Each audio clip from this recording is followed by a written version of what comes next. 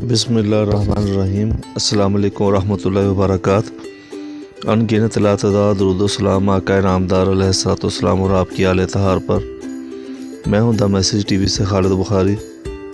ہم نے اپنے ناظرین کے ذوق کے مد نظر آن لائن کتاب کا سلسلہ شروع کر رکھا ہے۔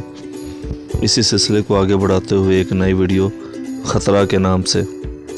امید کرتا ہوں کہ آج کی کاوش آپ کو پسند آئے گی، اور ان تمام احباب سے گزارش کرتا ہوں جنہوں نے ابھی تک ہمارے چینل کو سبسکرائب نہیں کیا، وہ ہمارے چینل کو سبسکرائب کر لیں، ساتھ میں بیل آئیکن دبا لیں تاکہ ہر آنے والی لیٹسٹ ویڈیو ان کو بر وقت مل سکے۔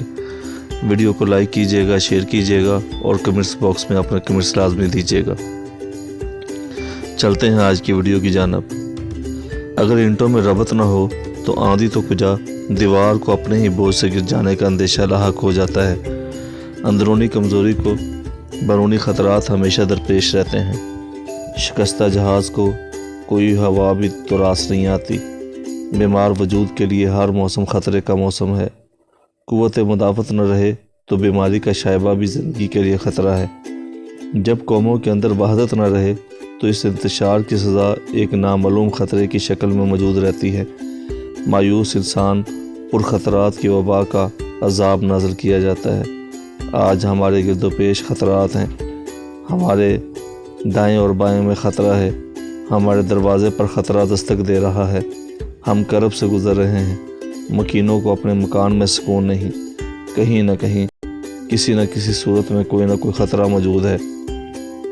آج کی دنیا کو ترقی کے حوالے سے 3 قسموں میں تقسیم کیا جاتا ہے: ترقی یافتہ، ترقی پذیر اور پسماندہ۔ ترقی یافتہ وہ ممالک ہیں جو خوف پیدا کرتے ہیں، ترقی پذیر وہ ممالک ہیں جو خوف زدہ رہنے پر مجبور ہیں، اور پسماندہ وہ ممالک ہیں جنہیں خطرے کے احساس سے بنا آشنائی نہیں۔ جنہیں زندگی کا احساس نہ ہو انہیں موت کا کیا خوف۔ خوف اور خطرہ ترقی پذیر ممالک کے لیے ہے۔ ہم ترقی پذیر ہیں، ہم خوف میں ہیں۔ ہمارے مغرب میں ترقی یافتہ روس ہے جو خوف پیدا کرتا ہے۔ مشرق میں ایک ایسا ملک ہے جو ترقی پذیر ہونے کے باوجود ترقی یافتہ انداز رکھتا ہے۔ بھارت خود خوف میں ہے لیکن خوف پیدا کرتا ہے۔ ترقی کا دوسرا نام خوف پیدا کرنے کی صلاحیت ہے۔ بھارت کے پاس یہ صلاحیت ہے۔ اس کی نگاہ میں آج بھی یہ پاکستان خار بن کر کھٹکتا ہے۔ اس کی وجوہات کچھ بھی ہوں، نتیجہ یہ ہے کہ ہم خطرے میں ہیں۔ دوست کمزور ہو جائیں تو دشمن خود طاقتور ہو جاتا ہے۔ اندرونی انتشار بیرونی یلغار کی راہ ہموار کرتے ہیں۔ ہم ایک ایسے خطرے میں ہیں جو تو محسوس ہوتا ہے، معلوم نہیں ہوتا۔ یہ خطرہ کس چیز کا ہے؟ کیا ہم پر خدا نہ خواستہ کوئی نئی افتاد پڑنے والی ہے؟ کیا ہم اپنے اعمال کی عبرت کے خوف میں ہیں؟ کیا ہم اپنے رہنماؤں سے مایوس ہو چکے ہیں؟ کیا ہم گردش حالات کی زد میں آ چکے ہیں؟ کیا ہم سے زندگی کے عظیم مقاصد چھین چکے ہیں؟ کیا ہم اعتماد سے محروم ہو چکے ہیں؟ کیا ہمیں اپنے آپ پر بھی اعتماد نہیں؟ کیا ہمیں جان کا خطرہ ہے، ایمان کا خطرہ ہے، عزت کا خطرہ ہے، ملک کی سلامتی کا خطرہ ہے، ملی وحدت کا خطرہ ہے؟ کیا خطرہ ہمارے اندر ہے یا باہر ہے؟ کیا آسمان گرنے والا ہے؟ کیا زمین پھٹنے والی ہے؟ کیا انسان کے گناہوں کا بوجھ اتنا بڑھ چکا ہے کہ کسی عذاب کا نازل ہونا ناگزیر ہے؟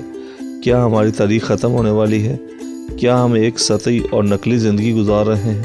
کیا ہمارے افکار پریشان ہیں؟ کیا ہمارا کردار ختم ہو چکا ہے؟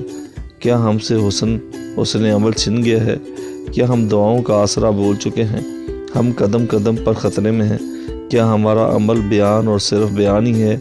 کیا ہم اپنے آپ کو دھوکہ دیتے ہیں؟ آخر ہم نے کیا کیا ہے؟ ہم خطرے میں ہیں۔ یہ سب سوال ہی سوال ہیں، اور خطرہ یہ ہے کہ جواب نہیں ہے۔ ہمارے پاس کوئی جواب نہیں۔ ہم پچھلے 40 سال سے یہ سوچ رہے ہیں کہ ہم نے یہ ملک کیوں بنایا۔ ہمیں اتنی سی بات سمجھ میں نہیں آتی کہ ہم نے یہ ملک حکمرانوں کے لیے بنایا ہے۔ یہ اللہ کا شکر ہے کہ اب حکمران ہم میں سے ہی ہیں۔ مجاز حکمرانوں کے مجاز نہیں دیکھا کرتے۔ دیکھنے والی بات صرف یہ ہے کہ محکوم کی حالت کیا ہے۔ محکوم اگر مسلسل مظلوم اور محروم ہو تو حکمرانوں کے ایمان کا کیا تذکرہ۔ محکوم مظلوم ہو تو حکمرانوں کو کیا کہتے ہیں۔ آج پاکستان میں الحمدللہ ہم سب مسلمان ہیں۔ چور کون ہے؟ ڈاکہ کس نے ڈالا؟ کس نے کس کی عزت کو تباہ کیا؟ مسلمانوں کے عظیم ملک میں کسی غریب پہ کیا بیتی کون بتائے؟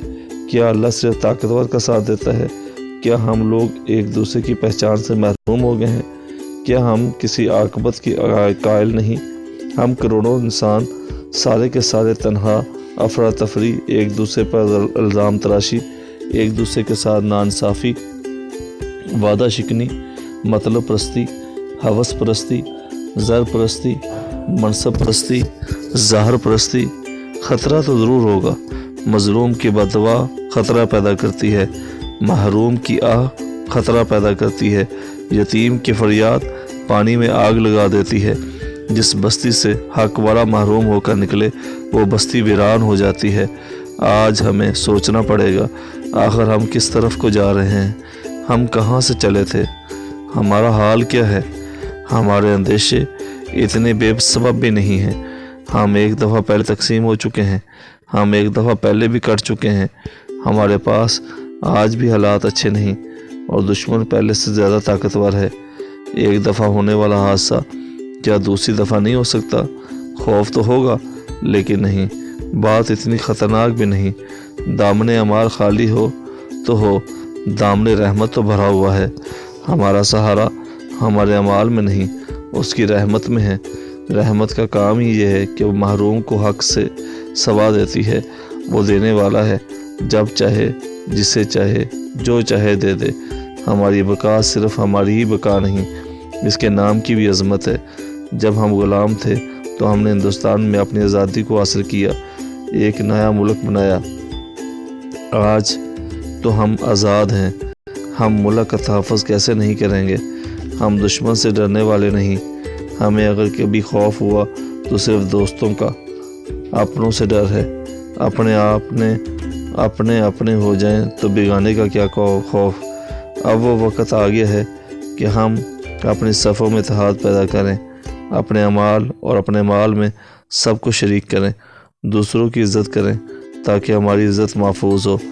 دشمن کوئی حرکت کرنے سے پہلے 10 دفعہ سوچے گا کہ ہمیں اس حفاظت کے لیے، اپنی حفاظت کے لیے کسی سوچ کی ضرورت نہیں، ضرورت صرف وحدت اور صداقت کی ہے۔ ہمیں بے راہ زندگی کا خوف ہونا چاہیے، اس کی راہ میں مرنا ہمارے لیے خوف کا نہیں شوق کا باعث ہے۔ ویسے اس کی راہ حق اور حقیقت کا راستہ ہے۔ بھائی کے لیے وہ چیز پسند کرنے کا راستہ جو اپنے لیے پسند ہو۔ انصاف قائم ہو جائے، خطرہ ٹل جائے گا، سینے میں ایمان بیدار ہو جائے، خوف نکل جائے گا، یقین زندہ ہو جائے، موت ختم ہو جائے گی۔ دولت کی محبت کم کر دو، اندیشے کم ہو جائیں گے۔ سیاست سے جھوٹ نکل جائے، دل سے خوف نکل جائے گا۔ لالچ خوف پیدا کرتی ہے، اندرونی انتشار بیرونی سرحدوں پر خطرے کی شکل میں نظر آتا ہے۔ خطرہ بہرحال اندر ہے، باہر نہیں۔ اسی طرح کی مزید بے شمار ویڈیوز کے لیے ہمارے channel the message T V کو سبسکرائب کر لیں، ساتھ میں بیل آئیکن دبا لیں تاکہ ہر آنے والی لیٹسٹ ویڈیو آپ کو بر وقت مل سکے۔ امید کرتا ہوں کہ آج کی کاوش آپ کو پسند آئی ہوگی اور آپ کے ذوق کو مزید بڑھایا ہوگا۔ ان تمام احباب کا شکر گزار ہوں جو گئے بگئے ہمیں اچھی رائے دیتے رہتے ہیں اور ہماری ویڈیوز کی بہتری کے لیے کمنٹس باکس میں اپنے کمنٹس بھی چھوڑتے رہتے ہیں۔